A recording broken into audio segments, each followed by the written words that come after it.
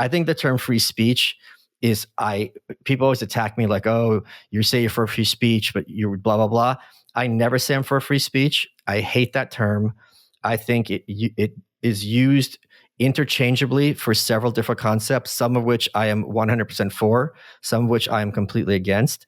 If you and I were going to have a conversation about Apple and you're talking about something that grows on trees and I'm talking about laptops, we're using the same word, but we're going to be talking past each other. Freedom of speech. Fundamental rights. Freedom of conscience. Academic freedom. Freedom of press. And the right to listen. You're listening to So to Speak, the Free Speech Podcast, brought to you by FIRE, the Foundation for Individual Rights and Expression. Hello, and welcome back to So to Speak, the Free Speech Podcast, where every other week we take an uncensored look at the world of free expression. I am, as always, your host, Nico Perino. Today's episode looks at free speech from the perspective of one anarchist. I say one anarchist because our guest today, Michael Malice, who describes himself as an anarchist without adjectives, freely admits that many anarchists would disagree with some or much of what he has to say about free speech. Michael is the author of several books, including Dear Reader, the unauthorized autobiography of Kim Jong-il, The New Right, A Journey to the Fringe of American Politics, The Anarchist Handbook, and most recently, The White Pill, A Tale of Good and Evil. Michael also hosts the podcast You're Welcome and was the subject of the 2006 graphic novel Ego and Hubris. Now, before we begin today, I wanted to share a few short reflections on this episode. This was one of those conversations that, after it was done, I just couldn't stop thinking about. This is probably the first time I've had a self-described anarchist on the show. Much of our dialogue on the show and society at large is about how free speech works in relationship to the state. What are or should be the bounds of the First Amendment, for example.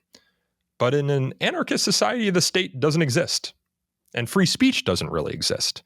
Free association is the core right, and people are free to police their private associations, including their members' speech, as they wish.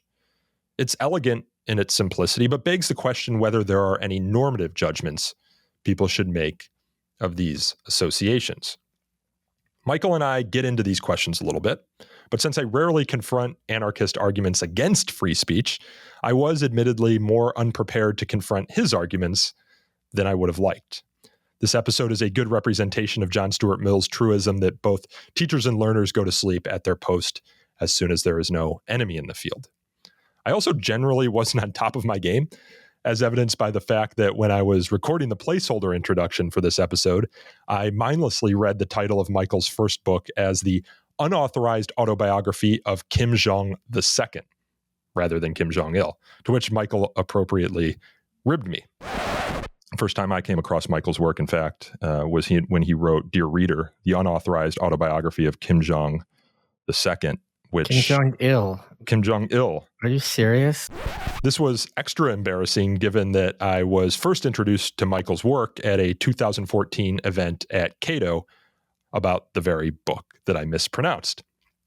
Now, Michael defines anarchism as the phrase, "you do not speak for me," with everything else simply being application. Perhaps my biggest regret from this conversation was that I didn't do more to press Michael on the application of his principles to specific individual cases.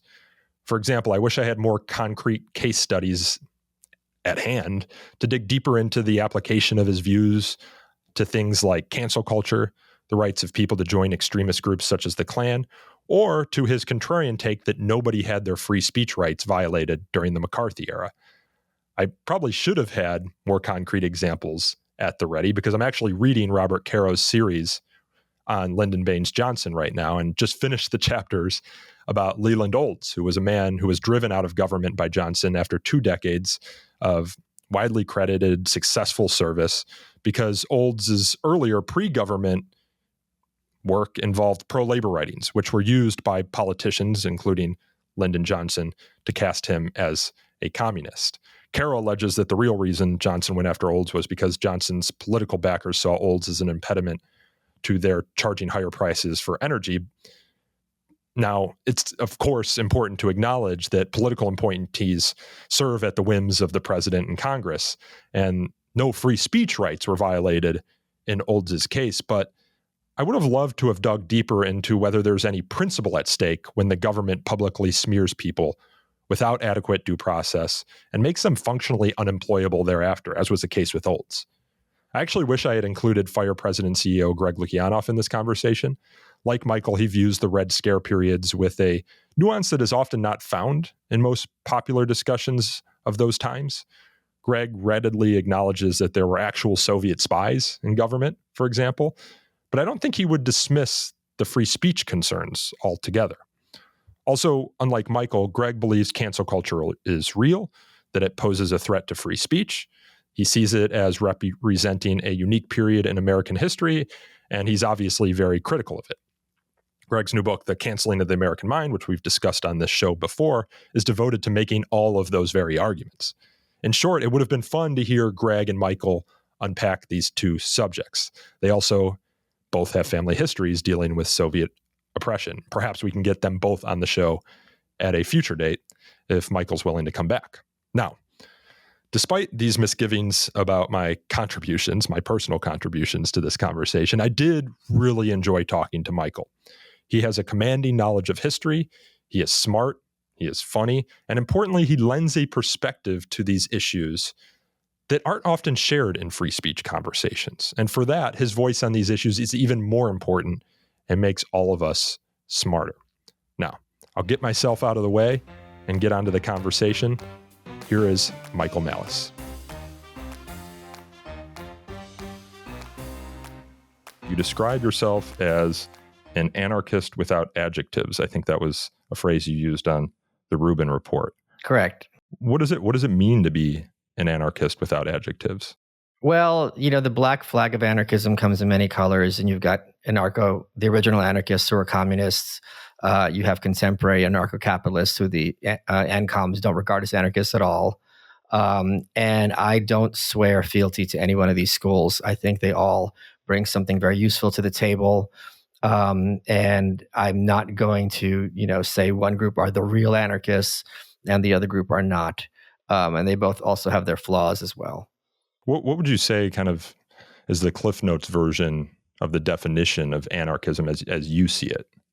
The definition of anarchism as I see it is simply the phrase, "You do not speak for me," and everything else is simply application. Who are like the most prominent anarchists today, would you say? Like if you're talking to just someone who has a kind of passing interest in politics, who might they think of as So the list is Noam Chomsky's number 1, Russell Brand is number 2, and I'm number 3. Like that's the list. It's not a very big or impressive list. So the purpose of today's conversation is to talk about free speech kind of in a world where you don't have a government, right? In an anarchist system. It's not something that we've ever considered on this podcast before. How do you view free speech in an anarchist system? Does it exist? Like if you don't have like a state to reference? Yeah, I'm going to take a little bit of a detour because I'm a big fan of what FIRE does. And I'm going to show how free speech is corralled. So Noam Chomsky, who I just mentioned a second ago, has this superb quote, and I want to get it exactly right. Here it is. And he says, "The smart way to keep people passive and obedient is to strictly limit the spectrum of acceptable opinion, but allow very lively debate within that spectrum." I had a comedian podcaster, Jimmy Dore, on my show, and he talks about if you're watching a panel on like CNN, and I can curse, right? The range of opinion will go from should we bomb the shit out of Syria to should we bomb the living shit out of Syria? The View, which is the Karen mothership, does this superbly well. You've got 4 old Stalinists, and then you have a Republican who thinks Trump is the devil, and that is your range of political opinion on The View. As my buddy Kurt Metzger said, there's a reason it's called The View and not The Views, right? So what happens is when you do a show where there's a panel, right away you've got a preconceived topic, and that topic itself is not up for discussion. So if you go onto a panel and you don't agree with the premise of the topic, it's going to be a train wreck because you're negotiating something that isn't up for debate, not broadly speaking, but in the context of that segment. But then also you're just not going to be asked back. So I bring that up here because I don't agree with this premise at all. And like, we're going to have in a friendly way, like a breakdown of how that is used to manipulate discourse in even a free market or a largely free market. I think the term free speech is, people always attack me like, oh, you say you're for free speech, but you're blah, blah, blah. I never say I'm for free speech. I hate that term. I think it is used interchangeably for several different concepts, some of which I am 100% for, some of which I am completely against. If you and I were going to have a conversation about Apple and you're talking about something that grows on trees and I'm talking about laptops, we're using the same word, but we're going to be talking past each other, right? So free speech is used to mean the illegality and immorality of governments to restrict discourse and communication between the citizens, right? And that is something that is indisputably true from my perspective. It's also used to mean that it's a good thing, broadly speaking, for as many people to have their voices heard and to run their mouths as possible, something which is I'm completely against and which makes absolutely no sense. And it's also used to mean that you, as someone who's vaguely or even strongly for free speech, have a duty or should have a preference to hear other people out, which is also something that's completely crazy. So you'll hear this in social media when you block someone or mute them. Oh, I thought you were for free speech. I thought you were for free speech. One is linked to the other. So people take these terms, they completely remove them from context, and they throw them around like some kind of flag or shield, to be more accurate, to kind of defend themselves. So I don't like that term. I don't believe in that term. I think it's an incoherent term. And I am much more interested in, and I think there's a lot of people who it would be beneficial if they were completely marginalized and silenced. And that is how free markets work, which is when someone is a completely reprehensible person, and I'll leave it to people watching this to define it in their own personal way, you're under no obligation to hear them out or to provide them a microphone or to, countenance their ideas. And it doesn't have to be something political. I'm not interested in hearing Randy Weingarten's view on why school choice is a bad idea. I don't believe head of the teachers unions. Yeah. I don't believe a word coming out of her mouth. I think she is an evil person who is destroying the lives of many children, and I'm not interested in what she has to say. Now, she legally has the right to do whatever she wants, but in terms of this free speech milieu that let's all put our ideas in the marketplace and come to some kind of consensus of truth in this kind of enlightenment model, I think that's something I'm not at all interested in doing. What do you think about kind of a culture of free expression? Sort of this idea, and this is kind of what John Stuart Mill talks about in his 1859 treatise on liberty. He wasn't really speaking about government censorship, but he was more speaking about a conformist culture in Victorian England that didn't have a broader kind of Overton window of acceptable opinion, that people were just too sensitive. And that's what I think what you get a little bit of today from folks who are kind of like the people you were talking about before. You're violating my. I think what they're actually saying, albeit inarticulately, and maybe I'm saying it inarticulately right now as well, is that like there are things that a lot of people believe, but they just don't feel like they can speak up about it. Sure. Whether it's COVID, whether it's trans rights, you name it. And so, but they have this sense, and we always look at the past through rose-colored glasses, that in the past, society was more open to dissenters, was more open to playing devil's advocacy. Again, we look at the past through rose-colored glasses, but it's a lie. That's a complete lie. It was a felony to teach women how to use birth control to prevent pregnancy from happening. And they went undercover to visit doctors as cops. And if a doctor, I'm not talking about abortion, I'm talking about condoms and prophylactics. It was a felony to explain this to people. It was a felony to mail them information about using this to people. In this Adams administration, the second president, it was a felony to criticize the government. The Sedition Act, the very first thing that was censored under our beloved Constitution was political speech to criticize the government. This claim that the most important thing that the First Amendment protects is political speech might be true culturally. It is completely false historically, because that is the first thing that they targeted, and understandably so. There were books, Ulysses is an example, where it was illegal to mail them. And this isn't like, antebellum Confederacy times. This is the 20th century. So this, and also another thing conservatives don't like, I'm not saying you're a conservative, is that the Free Speech League and these early organizations that were organized to promote, this kind of discourse were commies, and not like lefties, today, like literal communists. Teddy Roosevelt wanted people deported and succeed in doing so for having views that he regarded as anathema. That fire in a movie theater, crowded theater quote was about people saying that the draft was unconstitutional.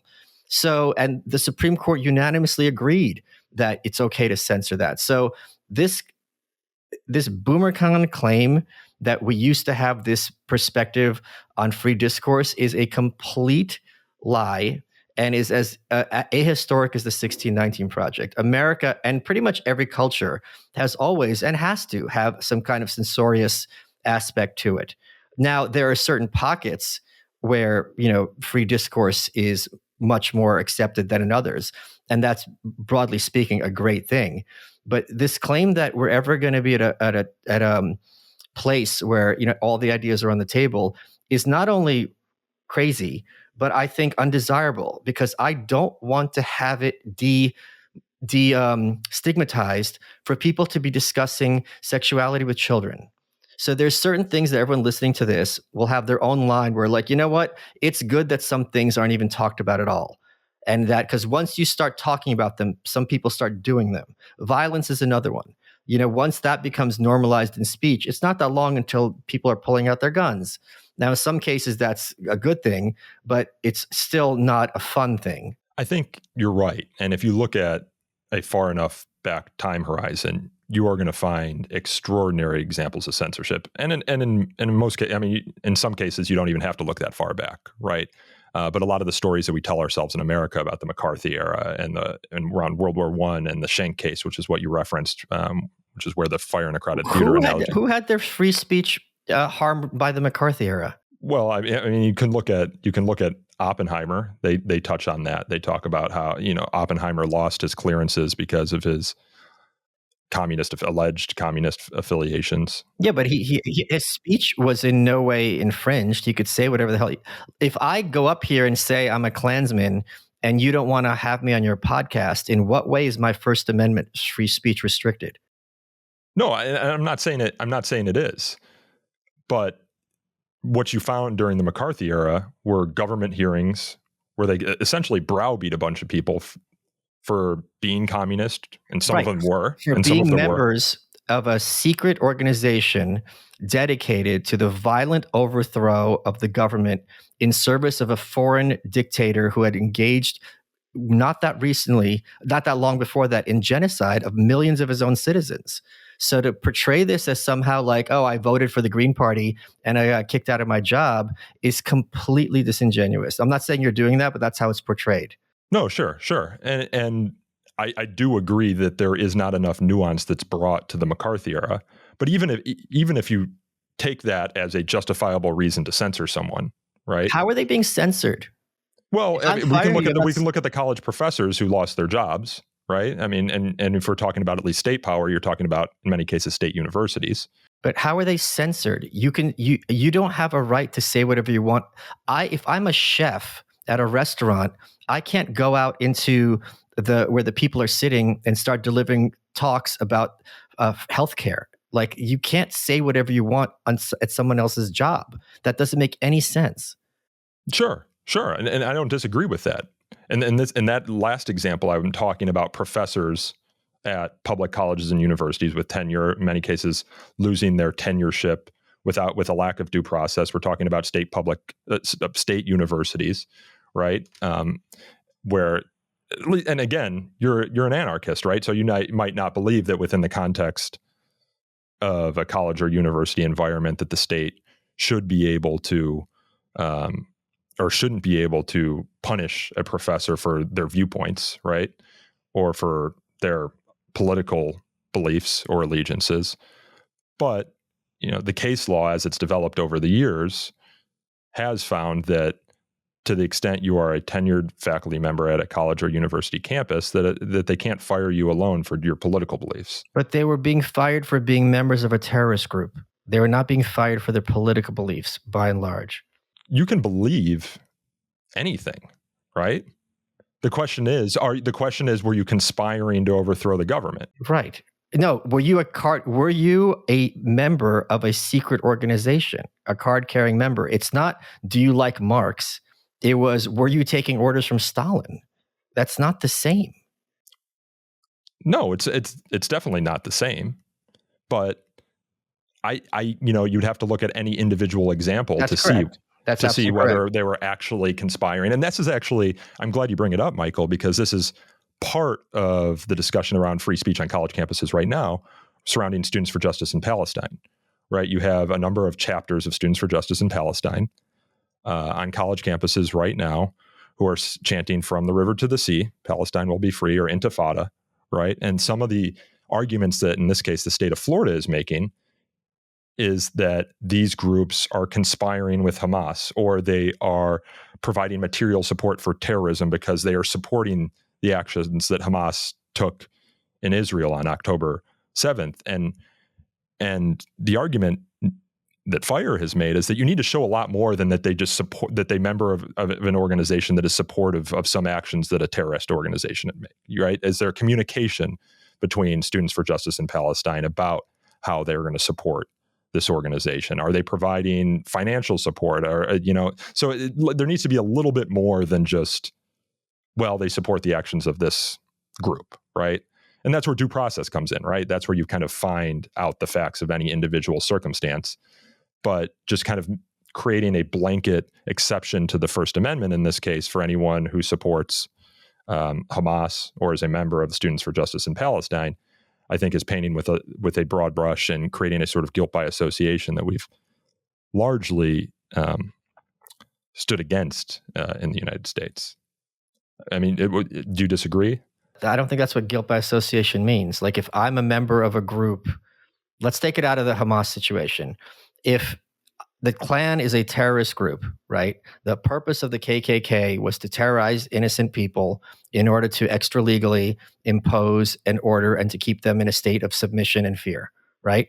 So if I'm a member of a group that's called Students for the Klan, if I'm not coordinating with the Klan and I'm not making any exchange with David Duke or something like that, and the administration says, this isn't something secret, you're calling yourselves Students for the Klan, this kind of rhetoric is not acceptable on my campus, I don't think there's a question here of, I don't know what due process would look like, because that's not a crime. You're certainly legally have every right to support and promote the Klan.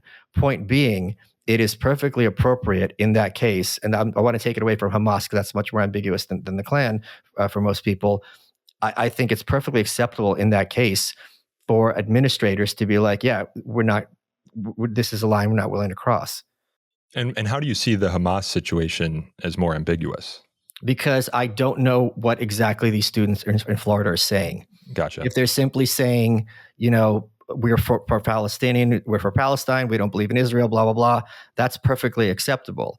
If they're saying that we want to help Hamas, that is is a terrorist organization, even if you believe that terrorism is justified, that is a very different situation. So if you look at the kind of toolkit, I guess, is what has been the topic of that conversation, it more or less says that they're in kind of common cause with Hamas. But the common cause is kind of rhetorical support. It is PR support. It is, marches. It is rallies. It is candlelight vigils. Do you see that as the sort of material support that is essentially becoming a part of a terrorist organization? I would have to think about it and have to look at the specific case. But I'm much more in favor of freedom of association than I am in terms of freedom of speech. I think everyone has morally the right to say whatever the hell they want, and everyone else morally has the right to engage with them or not as they see fit. It is government that abrogates this freedom of association, which is far more important, because if I don't have to ever deal with you, you can say whatever the hell you want. You can go F off to your place, talk your talk, have your show, and we can live next to each other peaceably. But it's governments that force people to interact who otherwise would never have to. Normatively, what do you think about freedom of speech and kind of the associated values, right? Let's say devil's advocacy, talking across lines of difference, thought experimentation. Are these things that you think should be advocated for within most social contexts? Do you think they produce goods within various associations? Like, I understand that in an anarchist society where everything is based around free association, right? That people can do whatever the hell they want. And they can police their association however the hell they want. But then there's a question within that association, what is the normative good? Like, what is the small t toleration that should be encouraged? Or does it depend on the association? Of course, exactly. So we could take this out of the realm of politics. If you and I have a hamster breeding community, and we're breeding rare breeds of hamsters and long hair and albino, and someone's coming in with their politics, even the politics are perfectly banal and generic, and the kind of stuff you could see on a t-shirt at a mall, it's perfectly appropriate for us to be like, don't come back to these meetings, because that's not what we're about. So, or you could have, if it's Karen who's running the hamster group, and Karen thinks it's unambiguous that literally everything has to be about how evil Trump is, then Karen will say, all right, like, well, what are you, a Trump supporter? You don't want to talk about Trump while we're trying to talk about hamsters? So there's no, I think this is everyone, anarchism as applied, in my view, is the understanding that is incumbent on all of us to set and define our own boundaries. And if we don't, then other people will cross those boundaries, and it's going to have negative consequences on the self. And this is something I think is universal and applies to everyone regardless of their political persuasions. And I think one of the big problems in general is people feel powerless or are powerless to enforce their own personal boundaries.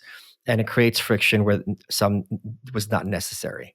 Do you believe, I mean, I'm assuming not, but like something significant is lost when you don't have public places where there isn't that sort of boundary policing, where people can say whatever the hell they want, where you can have a speaker's corner in London, for example, or not really, right? Like that's the one thing that I think you lose in an anarchist society in the free speech sense, which is just like, there is always some place you can go to speak freely. I guess besides, in an anarchist society, it could be your house, or it could be your property. Or it could be social media. These are not government agencies. I mean, Elon, again, for quite some time until Elon brought over Twitter, there was a complete corporate consensus, as to like COVID discussions, right?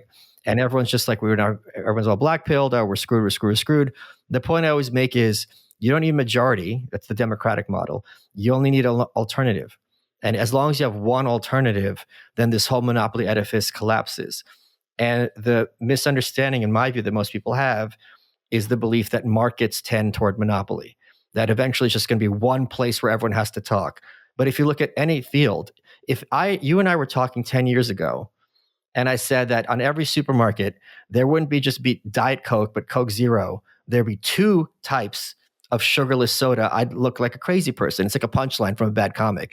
Yet that's the case, and no one even bats an eye.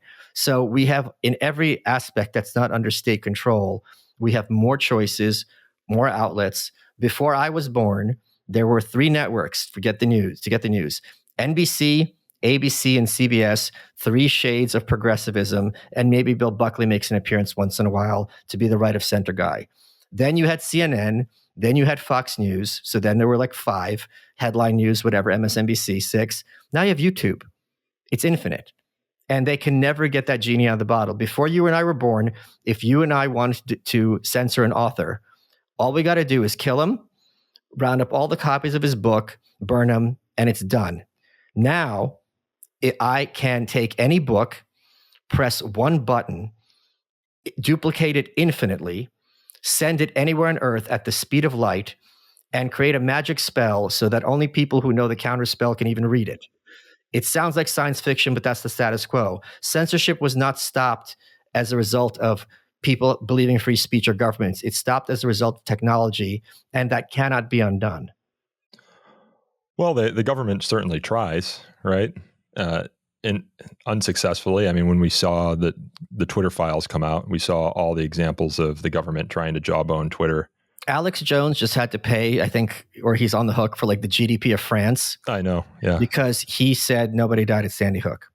What Alex got that idea from was there was a book with that title that he read. That book is impossible to find because the author was sued correctly.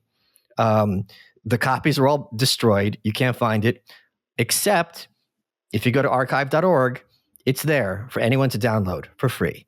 So even something as nefarious as that, which is completely inaccurate and kind of malevolent, in terms of the parents, still cannot be stopped from people being able to access it somewhat freely and for free. Yeah, and they tried, I believe it was in the 20th century, to censor that book, Hitman. Do you remember this story? No. This was a book that was written under a pseudonym. The person who wrote it kind of started it as like I believe a murder or mystery kind of novel approach, but it ended up becoming a how-to manual to kill someone. And turns out someone used the book and they were able to connect it to a killing that happened. I actually think it was a couple of killings. Good Lord. And the people who were killed their families sued the publisher of this book, and the publisher ended up settling. And they actually, the publisher wanted to fight the case, but the insurance company, and this isn't something people know, it's like often when lawsuits happen, you as the person being sued don't have a choice as to how you can fight. Like if you're going to use your insurance to help pay for the lawsuit, like the insurance companies are just going to force you to settle in many cases. Even in this case, if you feel like you have a strong First Amendment claim that your book didn't aid and abet in this killing, the insurance company in this case made the publisher settle, and they went through this kind of whole process to try and destroy any copy of the book that existed. But I think Reason Magazine, as I saw online, says there are still something like 20,000 copies out there, and you can find it on the internet if you want. It turns out that the book was actually written by, I think, a divorced mother of two, like not the person you would sort of expect to write a book about how to conduct a hit.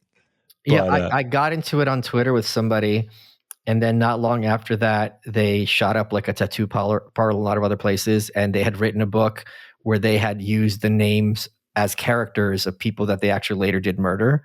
And I'm like, talk about like literally dodging a bullet. So that's kind of Roman McClatchy, I think was his name. It's kind of creepy when stuff like that happens, of course.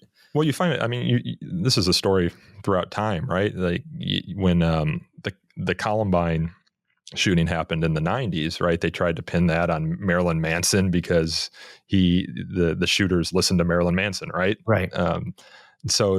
But in this case, I think that in the Hitman book case, it was a lot closer, right? It's like they kind of followed the script. Like, you go to their house and shoot them. Like, I'm sorry, am I missing something? Well, it talks about how to identify your mark and to follow them around to learn their patterns, right? And I guess they had access to this book, and that's what they were reading ahead of time. I'd have to look more closely at the case. It doesn't seem like I don't think it's that hard. Okay, but maybe what do I know? I've never killed any. I've never gotten in a fight or killed anyone. Well, I'm sure that's the argument that the publisher of the book would make, right? Were they allowed to continue making those arguments, and the insurer didn't force them to settle. But you also see this argument, kind of speaking of anarchy, in the Anarchist cookbook, which makes its rounds on the internet, and I think is banned in some countries. Not in the U.S., of course. Not in the U.S., of course. Although some have tried. Yes, right.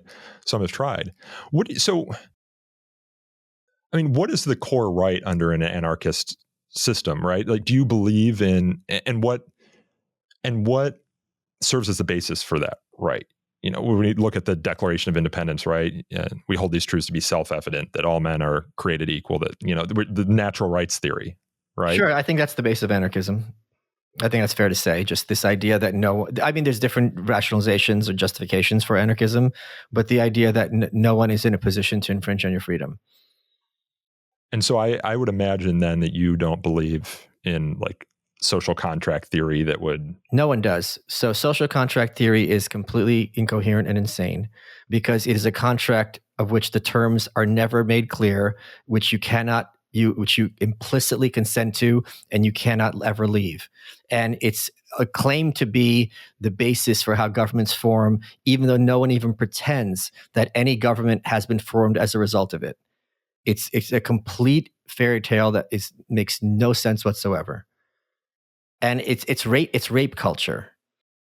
This idea that you can bind those who are not even born to a sort of system that This they didn't idea that you can consent to take participate in. This idea that you could take someone's consent when they've never said anything or implied it, and when they're screaming at you in the face, "I do not consent," and you tell them, "Well, yeah, you really did because you're in this geographic location." It's complete rape culture. You shouldn't come back to my house. You consented, right? Yeah, no, I agree with you on this. I don't disagree. This social contract theory, I think it's something that a lot of us have to pretend to believe in because it's the basis. No, it's the rationalization. It's not the basis. It's the rationalization. Rationalization, sure. Yeah, it's a rationalization. I mean, the whole it's a complete fairy tale. It makes no one believes it. They just like where it leads you to. Yeah, which is necessarily going to have to be a government, right? Because can you have a government realistically and practically without a belief or a rationalization or a pretend belief in a social contract theory, right? You can. Some people have, there's other excuses for it, but it's really kind of this last gasp where you're trying to pretend that you're not imposing your will through force on other people and doing a might makes right thing. Yeah. Well, okay, so I want to return a little bit to, you were talking a little bit about Elon Musk and what he did with Twitter. I presume as like a normative matter, you think this is a positive thing for society? Enormously positive. So community notes is the greatest thing that's happened in I'm dead serious. It's the greatest thing that's happened in probably in like the last 10 years culturally. Yeah. And it's also can be really funny. Yes, that's correct. In the way that it corrects people, yes. So to speak. Wait, is this show named after Hoppe? No. Okay, because that's his catchphrase. Oh, really? Yeah. Yeah. I mean, no. I mean, we just thought it was kind of a catchy way we discuss speech issues, so to speak. Because that's his little catchphrase. Oh, really? Yes, it's a meme. Huh. Okay. Yeah, it's no, it was just like we just thought it was kind of a catchy way to subtly reference the topic of the podcast. And then we put after the colon the free speech podcast because that helps with SEO, right? Oh, yeah, smart. But and again, I'm trying to just kind of get a better sense of like what you think about free speech in the last 10 years. And I apologize if I'm not articulating it very clearly because I don't talk to anarchists a lot, right? So a lot of times we're talking about free speech in relationship to the government, right? But a lot of the bases for free speech, and a lot of the philosophical trees, whether you're going back to John Milton's Areopagitica or you're going to John Stuart Mill's On Liberty or you're talking about Jonathan Rauch's Kindly Inquisitors, I mean, these aren't arguments for how the government should treat speech. There are arguments for like how society should behave. They're all, look, we've run the experiment. We have enough data. People are not interested. Human beings are not interested in truth. They're interested in narratives. They're interested in stories. Mm-hmm. And the number of things, I would recommend people read Jonathan Haidt and do some evolutionary psychology. This Enlightenment idea that if you have, 100 people and you put the facts of the matter in front of them like a buffet, that, after a little bit of going back and forth, maybe I like navy blue, maybe I like purple, maybe blah, blah, that they're all going to come to some kind of consensus that is roughly analogous to the truth is completely false. And I'll give you a very obvious example of this that for anyone in the political spectrum can see. For a long time during COVID, we were told to stay 6 feet apart from each other. Okay? Then when the COVID wave came back, whatever the second wave was, Delta, I don't remember what it was, they didn't bring back social distancing. So if it worked before, why aren't we doing it again? And if it didn't work before, why did we do it in the first place? So this shows that people aren't interested in truth. They're interested in being told what to do. And it is human beings, especially not particularly intelligent people and very intelligent, educated people, are interested in consensus and in tribalism, as opposed to being the person who says, remember, when in the fairy tale, The Emperor Has New Clothes, it was a kid who pointed it out because all the adults were too invested and fearful of the power to say what they were seeing. So there's a huge cost in every culture, despite this claim of America as this bastion of free speech, of being a truth teller. Because many people who are in power don't like you pointing out that they're bad. And they were going to do things to you and your family if you do something about it. No, I agree with that. And I agree with it, especially in the short term. Yes. That, for lack of a better phrase, like you're in this sort of anarchist period, and often those who are trying to create a pole of orthodoxy or enforce sort of conformist thought will win in the short term, particularly when people are scared, right? But I think in the long run, and I'd be interested to hear your perspective, like truth does tend to win. Yes. Yes. But that's not a democratic thing. In what sense? Like what? But it is a sort of marketplace of ideas thing. It can only win if the ideas are allowed to be put forth, right? If I am running, let's suppose you're the government, you have a bridge, a toll bridge, and I'm a private organization, I have a toll bridge as well. And your bridge is going to be not only more expensive, it's going to have potholes and it's going to be open less. As the consumer, I don't need to know the intricacies of free market versus the state or economics, things like that. All I see is cheaper, more efficient, more expensive, and more of a pain. So people will come to the right conclusion. They're not going to understand or need to understand what's going on in the background. It's usually above their pay grade, and in any case, it's usually not of interest to them. Yeah. The book you reference, I think, are referencing from Jonathan Haidt is the Righteous Mind. Correct. And his kind of elephant rider theory of how people get to their political beliefs. But I do think the marketplace of ideas theory of freedom of expression, I think, has always been oversold. Yes. But I do think, and one of the things that our president, Greg Lukianoff, often talks about as being a more compelling argument for free speech is what he calls the lab and the looking glass theory, but is also elsewhere referred to as the informational theory, which is it's just always important to know the world as it is. Now, important the world to whom? To us, What's right? us? Who's us? So me, right? Okay, speak for yourself.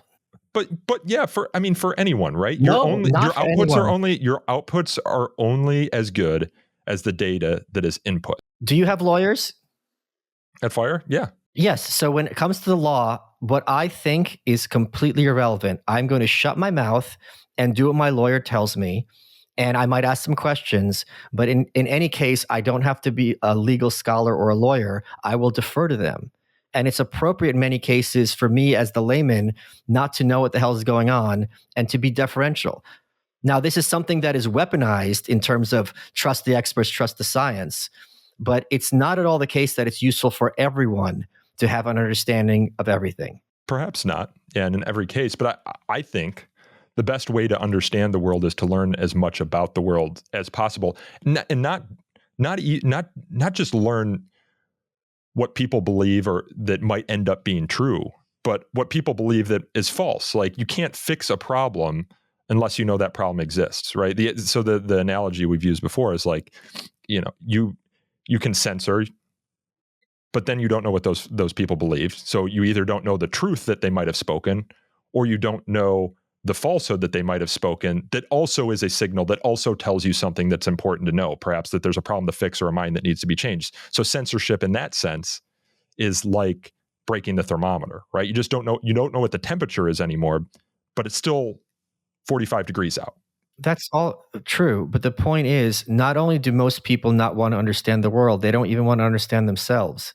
The number of people who are even interested in empathy, let alone practice it, by which I mean the ability to see issues through other people's perspectives, is astonishingly low. And the number of people on social media, and people, by the way, on social media are going to be smarter than average because it's a written medium. So right away, it's going to take a little bit of intelligence to even step your foot in the door. They just want to divide everything into in-group and out-group. And you see this all the time. Oh, you sound like a liberal. Oh, you sound like a Trump voter. And once you're slotted into that box, in their minds, there's nothing further for them to hear from you. So they're not interested in understanding things at all. They're interested in perceiving things, whether it's in-group or out-group, and that's enough for them. I want to talk about some stories now, stories that you've told in some of your writings, because we've been talking a little bit about theory here. But Emma Goldman, Yeah, who she's right there. And I can't see who those those people are on it. She's on all the way on the left. Is where she belongs. Michael's pointing to a big, it looks like poster-sized picture of his book, The White Pill, if you're listening in the podcast version. But Emma Goldman was persecuted here in the United States. Oh, yes. Was exiled, right? I mean, she has a free speech story to tell, not just here in the United States, but also like she took the free speech argument to Lenin too. Directly, and kind of personally, yep. Personally, and called him out for what she thought was an abandonment of the ideals of the revolution. Yep. To which Lenin said, well, there can't be any free speech in the revolutionary period, right? Yeah, it's a bourgeois extravagance. Yeah. Do you want to talk a little bit about her story? Well, sure. I mean, again, conservatives really have a very bad idea of history, and they think, well, we've always fought for free speech. Again, the first free speech groups were organized to fight for the rights of radicals, by which I mean like communists. This is before 1917, to promote their ideas, which were heavily censored either through the market, which I don't really regard as censorship, obviously, or through governments. And at a certain point, after Leon Czolgosz, who said he was inspired by Emma Goldman, killed President McKinley and Teddy Roosevelt became president, they basically made it a law that if you were a leper or syphilis or an anarchist, like, we don't want you here. Like, and Teddy Roosevelt said, like, anarchism is like worse than slavery. And at the time, there were actual slaves still alive, in the United States. Point being, they went and they retroactively removed the citizenship of the man she had married. So he wasn't a citizen, and therefore she was no longer a citizen. And then it's like, all right. And there's something called the Red Ark, which a very young J. Edgar Hoover was in charge of. And they rounded up a bunch of radicals, put them on this ship, and they said, all right, you guys like free speech? You guys like socialism? Y'all can fuck off back to Russia. And they deported them and shipped them away. And the reason she's on the cover of The White Pill, and the reason I talk about her and her partner in literal crime, Alexander Berkman, as much as possible, they were hardcore lefties, as hard as it gets. Emma Goldman gave a speech in Union Square in the early 20th century, and she said, go to the capitalists, I don't remember what word she used, and ask for work. And if they don't give you work, ask for bread. And if they don't give you bread, take bread. Her point being, you don't have a duty to starve, and it's perfectly appropriate to take what you want to feed your family in the era where so few have so much and so many have so little. Then she goes, so her lefty credentials could not be beat. They tried to kill Frick, who was Andrew Carnegie's right-hand man, shot him, didn't succeed in murdering him. Berkman did a long time in jail as a consequence for this. So these were, in many ways, the godparents of Antifa. Right. And Antifa love Emma Goldman. She goes to they go to the Soviet Union. They see what's going on there, horrified. And Goldman explicitly says, look, I'm for violence. I'm for revolution. I'm for slitting throats. But you slit throats for the sake of the workers. You do it to bring about this era where you have freedom of association, freedom of speech, where everyone's working together for the sake of a society. And when she fled Russia with Berkman, he wrote a book called The Bolshevik Myth. She wrote a book called My Disillusionment in Russia, which was later, there's a sequel, split in half, called My Further Disillusionment in Russia. And she goes to England, and all the lefties are there. Oh, Red Emma, yay! They're applauding because she's so out there and she's such a radical. And she goes, "This isn't what we're for. This is worse than the Tsar." And when she started her speech, it was a standing ovation, and when she was finished, you could hear a pin drop because they didn't want to hear it. Because all they wanted to hear was, this is the society of the future. Like, we're the smart ones, we're the good ones. And people who had never stepped foot outside the United States felt comfortable lecturing to her that she didn't understand what was going on in the newfound Soviet Union, or what became the Soviet Union. Did you ever see that movie? It's The Epic, I think, by Warren Beatty. Reds? No, yeah. No, I haven't. I saw the clip with her in it. Yeah. Well, yeah, she's in it. And some of her disillusionment with the Soviet Union is featured in that film. But one of the interesting things about the film, just kind of as an aside, is like Roger Baldwin, who is one of the founders of the ACLU, is in that. And it kind of shows just how close the kind of anarchist, socialist, communist community was. And Margaret Sanger too is in there. She used to write for, Yeah, and the reason I watched it is because Ira Glasser, who used to run the ACLU, is on our advisory council. He said, like, if you kind of want to understand that community at that time, the Reds got it just perfectly right. There was a woman named Mabel Dodge Luhan who had an apartment, and the building's torn down, and now it's the building that was like the, I believe, the apartment building in France. In Mad About You.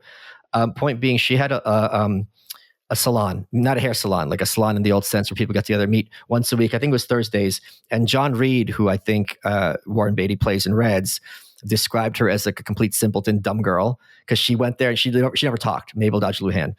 And the point is, she was one of these, you see, there's contemporary people nowadays, I can't think of any off the top of my head, but these like rich ladies, like a Real Housewife, who think they're just so badass because they're friends with these radicals. And there's no one at home, but they think it's cool that, Ibram Kemdi's at their house, something like that. It's like, oh my God, I'm so out there. So she had these salons, and Bill Haywood, head of the big union guy, Sanger's there, Emma Goldman, Jack Reed, who Mabel Dodge Luhan had a long affair with. They're all in there together, cross-pollinating. So this New York City village era of that period really was this kind of punching above its weight scene, and where modernism really was born. And Mabel Dodge Luhan, who I just mentioned to you, she also was helpful in bringing in what was called the Armory Show, which was a show in the Armory in New York City, where it was the first time that European modern art was displayed in the States, including very famously Duchamp's Nude Descending a Staircase, which is not representational. So all the newspaper cartoonists had a fun time, making fun of it. But she was really this very important, although personally highly unimpressive figure.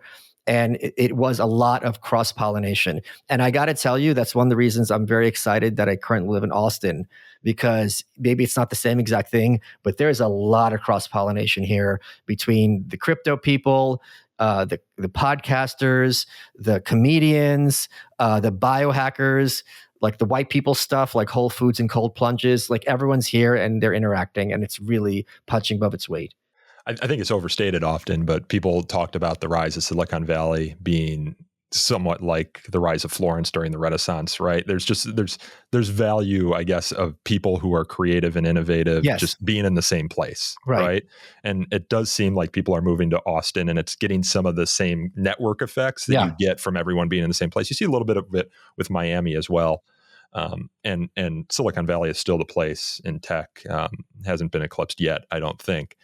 But I was going to ask you about kind of your thoughts on Austin. So I'm glad I got them. But I wanted to ask you just kind of for your concluding thoughts on Emma Goldman, because we started the podcast talking about the Red Scare, right? Do you think America's decision that was the second Red Scare? The first Red Scare was what rounded up Emma Goldman. Sure. So and you kind of took issue with how I described the Red Scare. Do you think what happened to Emma Goldman in the first Red Scare was appropriate in the sense of her connections to communism and revolutionary politics or whatever? I don't know what you mean by appropriate.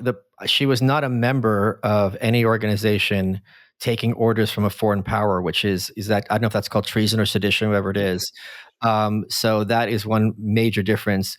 The other big difference is, again, the government never, under the McCarthyism, no one to jail. Like these people got fired, right? So like so they're advocating genocide, and their cost is you might not be able to be a screenwriter anymore. Like I have very little sympathy for that.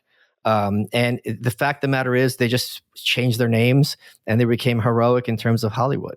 And they were lying. I mean, Alger Hiss was this big example of this, where he was very high up under FDR, and he was exposed for being a member of a Stalinist party, giving U.S. government secrets to a country that had just recently starved millions of Ukrainians to death for no reason.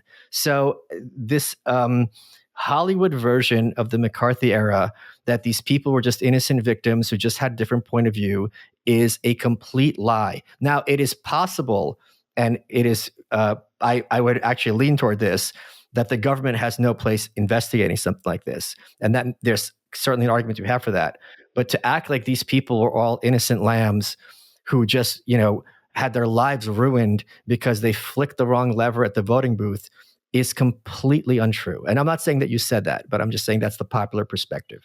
So I imagine you're critical. And I'm just going to say one more thing. Sure. It just speaks to how dishonest it is, because the McCarthy era, which is the one time in America where lefties were canceled, is regarded as the second worst thing to ever happen since slavery, except for slavery. And if you think about it in those terms, it's just like, that's like the worst thing, that a bunch of screenwriters lost their jobs. Yeah. And I wanted to ask you in that sense, you mentioned canceled. Like, what do you make of this whole cancel culture debate currently? I don't like that term because everyone listening to this, there are people that they wouldn't hire because of their views, right? Like, and the thing with cancel culture is that a lot of times it's giant media outlets are demonizing someone for like a tweet that they made in high school, which is completely disingenuous is the problem. But if it turns out that someone is secretly, a rapist or a murderer, and you find out, and then you don't want to have them on your network anymore, I think that's perfectly appropriate. It's being framed, I think, as a false alternative. Either anyone can say and do anything they want, or, oh my God, this is horrible. There are times when it's appropriate to cancel someone, but the times that are presented as appropriate by the corporate press are almost always inaccurate. And I'll just say one more thing, just to pull back the curtain for people listening to this. And this is kind of a dirty little secret that like conservatives, not the singer conservative, don't like to talk about. A lot of these people who are canceled weren't canceled for the ostensible reason. They were canceled because they're dicks and just assholes behind the scenes. And when the shit hit the fan, no one had their back. Alex Jones is like a really nice guy. I'm pals with him. And the reason he got uncanceled is because he's a nice person. There's other people who are canceled and remain canceled. It's not because of what they said or did. It's because no one wants to take a bullet for them or run interference for them because they're nasty. Yeah. Well, you need to look at any individual case, of course. But you're not going to know on the publicly like which is which. So I'm saying a lot of people who are canceled unfairly, yes, the ostensible reason is unfair, but that's not the real reason. The real reason is everyone's glad to be divested of them. Let's say that the real reason is more or less the truth, right? I mean, how do you look at, again, getting back to the normative question, the can versus should, right? Of course, all these private enterprises, these private institutions can and have the free association right to fire whoever they want. But should they, and how should we think about whether they should or should not? For example, like, just. I'm going to interrupt you because I don't believe in democracy. So I don't believe the idea that every one of us is in a position to tell someone I've never met how they should run their company. That is crazy to me. So if you're telling me you shouldn't fire this athlete because they said something offensive, you don't have access to my budget sheet. You don't have access to my investors. You don't know what I'm seeing on the back end because maybe my big funder is telling me, if you don't fire this guy, I'm pulling the plug on the whole organization. If I have that gun to my head, maybe I don't think what he did or said was that bad, but I don't have a choice. We saw this during Black Lives Matter, where the head of, what's that gay exercise organization? CrossFit. When the head of CrossFit was like, we're a gay exercise organization. We have nothing to do with this. And he lost his job as a result of this. Point being, because he was sticking out among everyone else like a sore thumb. So some of these companies may not even be a fan of whatever's going on, but as soon as you stick your head up, you become a target. Now, that's not something that's positive, but the point being, it's really easy for us sitting here on our asses to be like, well, you shouldn't have put up that BLM square. But it's like, if I hadn't, I'd be fired. What am I? It's really easy to say someone, well, fine, you should be fired. Maybe I've got a wife and kids to take care of. So this is a moral calculus that I think everyone has to engage with on their own. And it's really unfair, in my view, for us to sit here and judge someone else when we don't have all the facts. Did you judge the old regime of Twitter? I mean, did you have a perspective on that when it was deplatforming people or twisting itself into pretzels to justify, for example, deplatforming Donald Trump, and as we saw in the Twitter files, like I was judging what they ostensibly said was the reason. Because if their argument was this guy is dangerous and what he's saying can foment violence, Twitter is not a monopoly. It is so that reasoning I had issue with because it's false. Because if you have a president, in their view, who is fomenting violence, it is extremely important for all of us to hear what he has to say. Because if this is done secretly, that's a bigger problem than knowing what he's saying publicly so we can prepare for it. Yeah. And I think I agree with you on that. And I think when we're trying to judge whether public or private institutions are living up to ostensibly what they claim to. So, for example, Twitter, right, claims to be the public square. Well, if you're eliminating a portion of the public because they engage in wrongthink as you judge it, well, you're not living up to what you claim to be, right? Correct. The local community group that doesn't want the person who kind of shit posts on the neighborhood community group every day and shares information that is irrelevant to most of the community members, like that's different than Twitter, right? And posting for anyone who might want to come to your feed or for whom your post comes up in the algorithm. So it sounds like I have a better understanding now of kind of how you look at that issue. Is it just depends on the association. It depends what they hold themselves out to be. It depends what they promise or contractually promise in their terms of service, for example. But even Elon Musk doesn't always enforce his policies. That's right. Consistently, right? That's right. Particularly in the early days when there were the journalists getting deplatformed. Seems to have started to work itself out a little bit. But I want to ask, kind of as a way to close up, about the Soviet Union. Sure. You've written a lot about it, and tie it back to the conversation we were having about Emma Goldman. In a way, Emma Goldman delivered that speech that you reference in 1924 in London, where she describes the nature of the new Soviet workers' paradise. Falls on deaf ears. But Solzhenitsyn, 1973, right, publishes Gulag Archipelago, and it makes waves. Like, what happened? What changed? Like, were people just ready to hear that argument, hear those stories now? Well, I talk, this is a very long answer, and I talk about it at length in The White Pill. One of the big things that changed is that Stalin died. And then I think it was 1956, Khrushchev, who was Stalin's successor, delivered what he called the secret speech.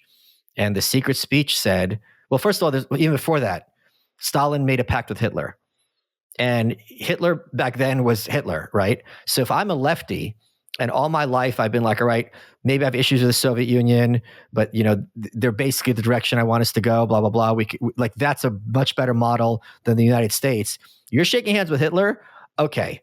For a lot of people, it's a wrap. Like I was completely wrong. I'm out. So that was a very big moment for lots of hardcore lefties and even moderate lefties where they're like, this is so beyond anything I'm comfortable with that I'm not hearing anything else you have to say. Right. So it was like a whittling process. But again, in 56, I think it was 56, Khrushchev gave a secret speech. It's called secret speech because there was like no foreigners allowed. And it was just the party cadres. And I think it was like 3 to 6 hours, 3 hours, 6 hours. It was some very long period. It was in the middle of the night.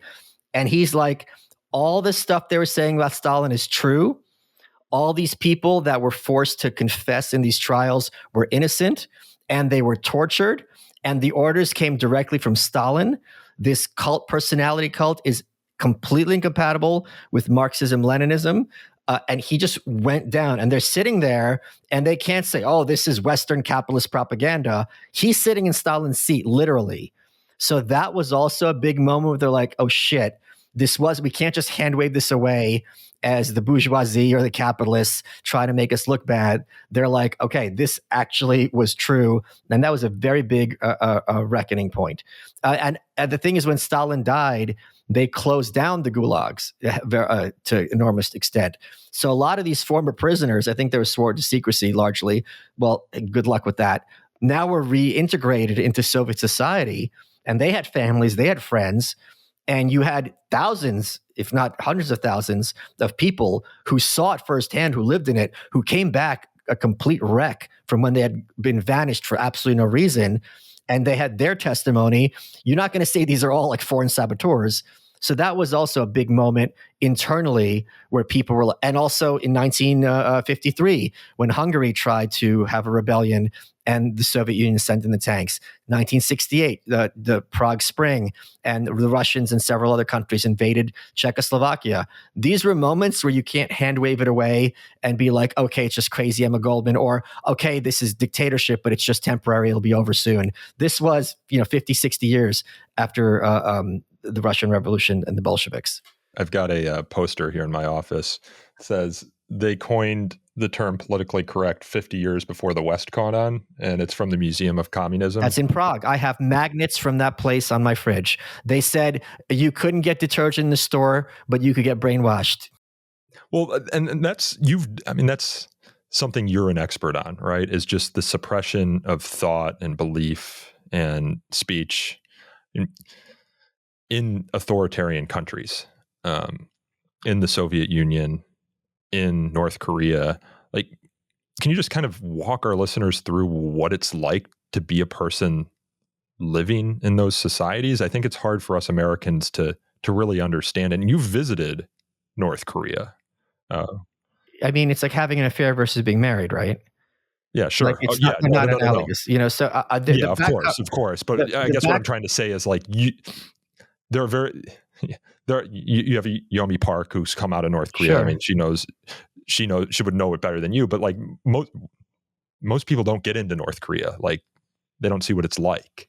I didn't see what it's like, really, because again, I'm a tourist, right? So the back cover, the reason I wrote The White Pill, or one of the reasons, the back cover is an Ayn Rand quote where she says, when she was testifying in front of the House Un-American Activities Committee in the 40s, before McCarthy was in the Senate, and she goes, "It's almost impossible to convey to a free people what it's like to live in a totalitarian dictatorship."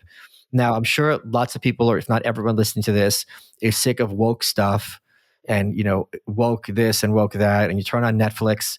I was just watching Master of the Universe, which was a cartoon I grew up with He-Man. The character's named He-Man, and now instead of it being about He-Man and Skeletor, it's about Tila, her black girlfriend, and Evelyn are the protagonists. So even a show called He-Man has now become about a strong female who don't need no man.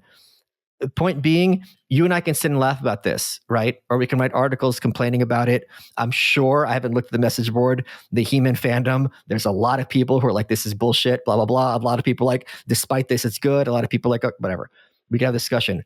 We cannot wrap our heads around what it's like if literally everything was in the vein of politics and a certain specific politics.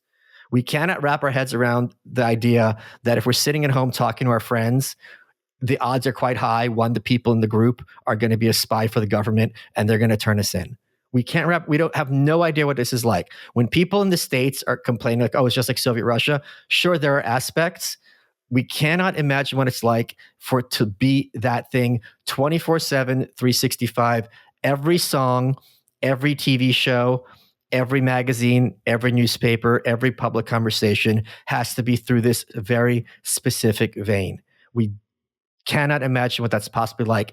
And writing the book made me so much more grateful for my family taking me out of Soviet Union, Ukraine, when I was so young, because I still cannot wrap my head around what it was like for them having to live through this for decades. I had a friend growing up, and his grandfather, we would visit his farm. It's not the same thing, but it makes me think of, he fought in World War II, and he said, you just can't know the horrors of war. Of course, yeah. Unless you've lived it, right? There's no movie. I mean, movies can give you perhaps a sense, but it's not the same. Of course not. The smells alone. Sure. Yeah. I was listening to Dan Carlin's Hardcore History. I don't know if you've ever listened to that podcast. No, I know it is, though. Yeah, and he did one on the Ghost of the Ostfront, which is the Eastern Front. And he talks about the smells in there, and then just walking in fields where you just see dead bodies under ice, like as far as the eye can see. And like it's gripping in audio format and horrifying, but to just actually live it and see it, I don't know. I just don't know how. You hope no one ever has that experience. at the same time, how do you, one of the ways to ensure they never has that experience is for them to understand the experience, through the eyes of people who've been there, I guess, but it's not the same. Do you think that North Korea is as close to Orwell's 1984 as any society in human history? Not at all, because they don't have electricity. So the thing with 1984 is everything's under surveillance. There's cameras everywhere. You have a radio in your house that you can't turn off, all this other stuff. They don't have electricity in North Korea. So it's not Orwellian in that this is where Rand comes in, because Rand's big point about, there's the joke about what did the socialists use before they used candles, light bulbs. So when you have these, like in North Korea during the 90s, when Kim Jong II took over from his father, the great leader Kim Il-sung, Kim II, they had polio come back. So it is not a technologically, you can't advance if everything's under the thumb of the state. So it's not Orwellian in that sense at all. Although it's much more medieval in terms of just the brutality and the kind of serfdom of the populace, as opposed to this kind of, because in 1984, they're like living in cities and like things are like pretty clean. Sure. How does the surveillance happen in North Korea? So everyone in North Korea is slotted into some group. So it could be your apartment building, your class, your factory. And once a week, they have something called like sessions. What is it called? Sessions for something life. I forget what it's called. Point being, I have to get up once a week in front of my colleagues or neighbors, and I have to say what I did wrong, and I have to say what someone else did wrong too. So I have to say, I saw Nico was chewing on a pen and he ruined the pen, and that pen was something that we could all use. And then you are all berated, and then everyone has to have something to say every week. So not only is everyone have to self-confess, they have to have something to snitch on their colleagues or friends or neighbors in front of everybody else. So that's why there's no possibility of kind of getting together and trying to plot over the government, because this is taken even more seriously. It's not like in America where the rules don't apply to the elites. This is taken even more seriously at the top. So they're even more ruthless in watching each other and having something on each other to try to undermine one another. I guess I have to ask, because we've talked about Soviet Union and Ukraine, like, what do you make of the whole current situation? I think we have very little useful information. And the only thing I am sure of, and that's by design, everyone has access to the same newspapers, so you don't want your opponents to know like what your lines are and where you would stand. It seemed, I said this at the time, I don't have any particular insight into this region. I said this at the time, and now I think it's become, not that this was a great insight, but I think now it's become kind of understood that it seemed very clear that there was a gun pointed to the back of Zelensky's head telling him not to take any kind of deal. And now it's coming around where they're like, all right, we're going to have to take some kind of deal. So, and I understand, because you don't want to validate foreign invasion and aggression. This was the lesson of the Falklands that Thatcher had to fight. But point being, I'm scared in some ways it's going to be analogous to the Korean War, where basically you have this big loss of life and everything for what? Yeah. And then you just get this line drawn and an armistice that lasts, in case of the Korean War, over half a century. And I was talking to Konstantin Kisin, who runs the Trigonometry podcast, and he was much more pro-Ukraine and escalating things. And I go, is it your view? I'm like, maybe I'm being naive, but is it your view that if Putin literally conquers all of Ukraine, that he's going to have some kind of genocide and start killing, just slaughtering? And he's like, no. I'm like, okay, if that's not the case, this completely takes it out of the realm of like Saddam and Kuwait, where Saddam killed so many of his own Iraqi citizens, or a Hitler situation, or a Pol Pot situation. If we're talking about like resources and what language they speak and who, whatever, so on and so forth, that to me, although it's not nice, is really night and day compared to, we're going to start, maybe the Balkans or something like that. We're going to start exterminating people by the thousands or hundreds of thousands for literally no reason. But I don't know that I'm not here to speak on behalf of anarchism, because I think many anarchists would disagree with much of what I've said. I just want to be clear about that. Oh, really? Yes, I think anarchists as a rule are much bigger fans of democracy, not in the political sense, but in the sense of, everyone having their 2 cents and, contributing together. Like I'm much more elitist in many ways than the typical anarchist, and they would regard that as antithetical to anarchism. So these are the people who who would build collectives, the anarcho-communists? Yeah, but also just think a lot of ANCAPs. I think I would kind of split company with them on some things as well. So I just want that to be clear that this is my perspective and not like the or a anarchist perspective per se. Gotcha. It's just an anarchist's perspective. Sure, an anarchist perspective. Well, Michael Malice, I appreciate an anarchist's perspective. That was Michael Malice. He is the host of the podcast You're Welcome and is the author of several books, including most recently The White Pill, A Tale of Good and Evil. Before we sign off, I want to thank everyone for filling out the recent So to Speak listener survey. Producer Sam Niederholzer and I are reviewing the feedback, and we hope that you'll start seeing some of your guest and topic recommendations appear on the show here in short order. If you have any additional feedback beyond the survey, we're always available via email at our email address, so to speak, @thefire.org. Also, I wanted to flag an exciting new development. On the day that we recorded this episode, which was January 19th, we broke the top 50 on Apple Podcasts' overall podcast chart, peaking, I believe, at number 43, right behind This American Life. We even reached number 7 in the news category, just behind Megyn Kelly and Pod Save America. Pretty cool stuff. I want to thank you all for making this podcast what it is, and for keeping me going for 7 years now. It's amazing to think that we've been going for that long. Almost 8 years, actually, now that I think about it. We started the podcast in April of 2016. So yeah, we're almost at 8 years. Holy cow. This podcast is hosted by me, Nico Perino, and was produced by Sam Niederholzer and myself. It was edited by my colleague, Chris Maltby. To learn more about So to Speak, you can subscribe to our YouTube channel, which is linked in the show notes. Most of our episodes, including this one, feature video of the conversation. You can follow us on Twitter, Instagram, or Facebook. And if you enjoyed this episode, please consider leaving us a review on Apple Podcasts or Google Play. Reviews help us attract new listeners to the show. And until next time, I thank you all again for listening.